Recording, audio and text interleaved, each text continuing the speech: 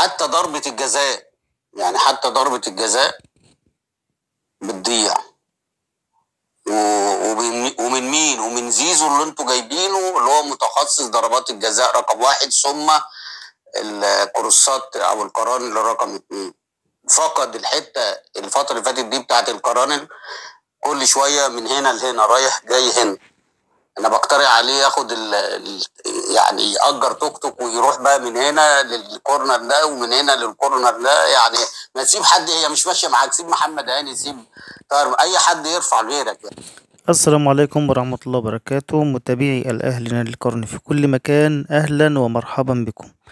رضا عبد العال يفتح النار على زيزو بسبب إهدار ركلة الجزاء، والسبب الرئيسي في تعادل النادي الأهلي مع المصري البورسعيدي. نسمع ونتابع، وفيديو مهم جدا جدا. نسمع. هو مش توكيل، انت مش واخد توكيل يعني قرار. حتى ضربة الجزاء اللي انت متميز بيها ضاعت. طب وبعدين والحل؟ هو المفروض كان يخرج، يعني بأمانة ربنا كان المفروض يخرج، حق ربنا يعني. وجراديشار حتى لو هو سيء يفضل في الملعب، يعني حتى لو جراديشار لو هو سيء يفضل في الملعب، لان ما عندكش الا هو اللي هيعرف يجيب جول. حتى لو ضيع 3 4 5 اجوال، ايه المشكله؟ هو برضو اللي هيجيب الجول. فالتغييرات كلها سمك لبن تمر هندي، وفي روح مش كويسه بين اللعيبه وبين بعضيها، وبتنعكس بقى على ان هي الكره بتقف مع الفرقه، لان كله هنا مش ثابت. فانا بقول ان قبل ما يفوت الاوان، ناس تقعد وناس تطلع اعراض في شهر يناير اللي جاي ده عشان تظبط تاني النادي الاهلي، لان كده النادي الاهلي ولا بطوله ياخدها السنه دي بالشكل ده. يعني انت بتروح للجون وبتضيع وبتيجي في القائم وتقعد تطلع من على خط الجون وتحسب لك ضربه جزاء في الوقت بدل الضايع، والكره مش عايزه تخش، يبقى في حاجه غلط. على العموم مبروك للنادي المصري البونت اللي خده النهارده، ارض لك للنادي الاهلي وجماهيره، وان شاء الله اشوفكم قريب باذن الله. رضا عبد العال بيقول اللعيبة نيتها مش سالكة. فعلا في حاجة غلط في النادي الأهلي النهاردة، فرص بالجملة ضيعة. زيزو مش عارف يسجل ركلة جزاء اللي هو أصلا متخصص في ركلة الجزاء. يعني حاجة فعلا إن في حاجة غلط النهاردة في لعيبة النادي الأهلي. انفرادات، القائم، ركلة جزاء، كل ده الكرة مش ماشية مع النادي الأهلي النهاردة، ومش عايزة تخش مع النادي الأهلي. والسبب محناش عارفين. لازم يبقى فيه حزم كويس من المدرب، وإن اللعيبة ترجع تحاسب نفسها مرة تانية. مش هي ديت لعيبة النادي الأهلي اللي احنا عارفينها. ده زيزو وتريزيجيه والنجوم كلها في النادي الأهلي ومش عارفين نسجل هدف. جراديشار يرفض التقدم على المصري والتعادل ينهي الشوط الأول. وأحمد سيد زيزو في الدقيقة 93 مش عارف يسجل ركلة جزاء. يعني تحس إن في مشكلة في لعيبة النادي الأهلي على رأي الكابتن رضا عبد العال. زيزو أهدر ركلة جزاء، طوفان الأهلي يعجز عن هز الشباك للمصري البورسعيدي. فشل طوفان محاولات الفريق الأول لكرة القدم بالنادي الأهلي في فك طلاسم مباراته ضد المصري البورسعيدي لينتهي بالتعادل السلبي ضمن منافسات بطولة الدوري المصري الممتاز. وتعادل الأهلي مع المصري البورسعيدي، رفع رصيده إلى 23 نقطة ليعود للمركز الثاني في جدول ترتيب الدوري المصري الممتاز، عقب السقوط في فخ التعادل للمرة الخامسة في هذا الموسم. بينما المصري البورسعيدي أصبح رصيده 20 نقطة بعد التعادل ليصبح في المركز الخامس في جدول ترتيب الدوري المصري.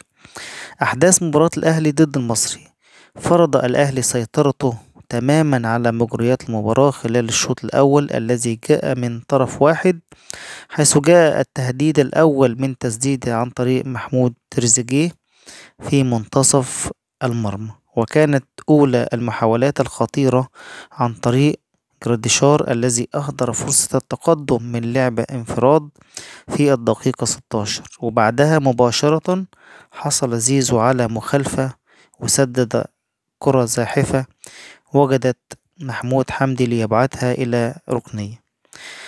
تعمق محمود حمدي واستمر خلال الشوط الأول بعدما تصدى لكرة مقصية من جراديشار، ثم مرة أخرى المهاجم السلوفيني تلقي تمرير أمام المرمى لكنه سددها ضعيفة وارتدمت في القائم، ثم التصدي لها الحارس على خط المرمى في الدقيقة 30. واضطر نبيل كوكي لإجراء تغيير اضطراري على التشكيل المصري، يخرج أحمد عيد المصاب ودخول كريم العراقي.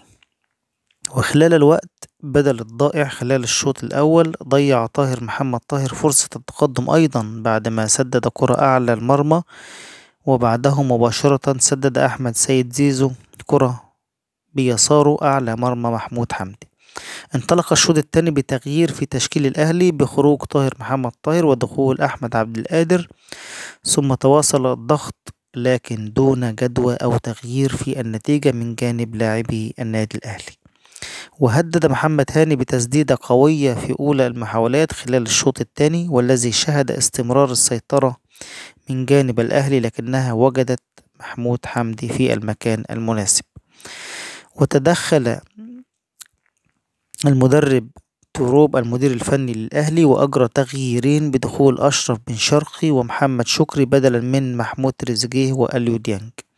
وفي الدقيقة 71 كاد يتسبب محمد الشناوي في ركلة جزاء على الأهلي بعدما عرقل اللاعب المصري، لكن اللعبة في بدايتها كانت تسلل ليتراجع أمين عمر ويحتسب ركلة حرة غير مباشرة. وأجرى المدير الفني تغييرا جديدا في تشكيل الأهلي بدخول محمد عبد الله بدلا من جراديشار في الدقيقة 76 قبل أن يتدخل مرة أخرى ويشرك محمد مجدي أفشة مقابل استبدال أحمد نبيل كوكا. انطلق محمد عبد الله في هجمة مرتدة بعدما قطع الكرة بالقرب من وسط الملعب، ثم مرر الكرة لأشرف بن شرقي، لكن أشرف بن شرقي لم يتمكن من تسديدها بعدما أغلق حارس المصري زاوية التسديد أمامه. مرة أخرى كان محمد عبد الله مصدر الخطورة من الأهلي وكاد يسجل الهدف الأول في الدقيقة الأولى من الوقت بدل الضائع، لكنه أهدر الفرصة الأخطر وسددها بجوار المرمى. وحصل أحمد سيد زيزو على ركلة جزاء في الدقيقة 93 من عمر مباراة الأهلي ضد المصري بعد ما جذبوا من القميص داخل منطقة الجزاء، لكنه أهدر ركلة الجزاء بغرابة بعدما ارتدمت في القائم الأيسر وذهبت خارج المرمى. وفي النهاية لم يتمكن الأهلي من تحقيق الانتصار أمام المصري البورسعيدي بعد 21 محاولة على مدار اللقاء، بالإضافة إلى ركلة الجزاء التي أهدرها أحمد سيد زيزو.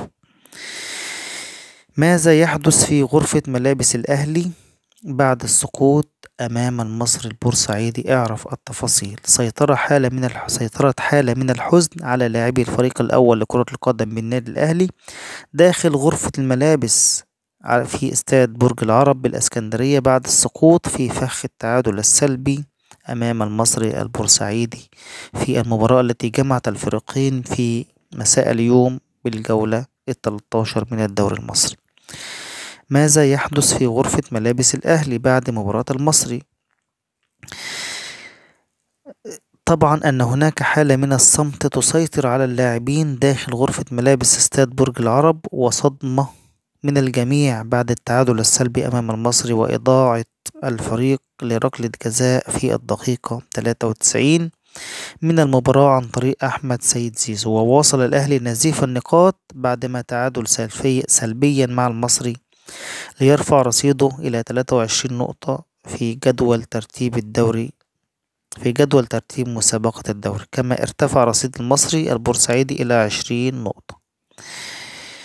أول رد فعل من زيزو بعد إهدار ركلة الجزاء أمام المصري. سيطرت حالة من الحزن على أحمد سيد زيزو لاعب الأهلي بعد إهدار ركلة جزاء في الدقيقة 93 خلال مباراة فريقه أمام المصري في اللقاء الذي جمع الفريقين مساء اليوم الأحد، وانتهى بالتعادل السلبي في الجولة 13 من عمر اللقاء. طبعا أحمد سيد زيزو حزين جدا جدا بعد إهدار ركلة الجزاء، ووصل الأهلي برضو نظيف النقاط بعد ما تعادل سلبيا مع المصري في مسابقة الدوري. أول قرار من سيد عبد الحفيظ بعد تعادل الأهلي مع المصري البورسعيدي، وفرض سيد عبد الحفيظ غرامة مالية على اللاعبين بسبب إهدار الفرص وعدم التمكن من الفوز على المصري البورسعيدي، لعدم تمكن النادي الأهلي في صدارة جدول ترتيب الدوري بسبب إضاعة الفوز وإهدار العديد من الفرص وعدم تركيز بعض اللاعبين خلال اللقاء. لو عجبك الفيديو اعمل لايك وشير، ومتنساش تشترك في القناة وتفعل الجرس عشان يوصلك كل ما هو جديد عن النادي الأهلي.